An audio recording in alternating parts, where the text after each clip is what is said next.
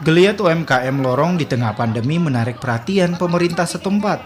Salah satunya dengan membuat lomba UMKM lorong. Pesertanya merupakan pelaku UMKM perwakilan dari setiap kelurahan.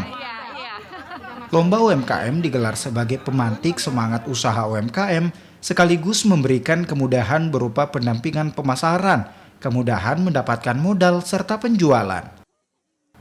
Wakil Wali Kota Makassar, Fatmawati Rusdi, mengatakan bangga dengan hasil kreativitas warga, khususnya para IRT yang meluangkan waktu berkreasi dengan usaha rumahan.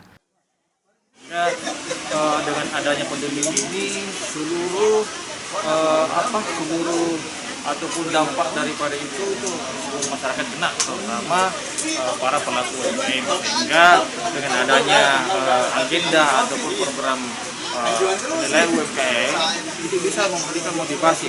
Kita berharap potensi-potensi yang ada di setiap lorong kita mau identifikasi ya dari dinas terkait, beberapa dinas koperasi, perdagangan, ketenagakerjaan juga.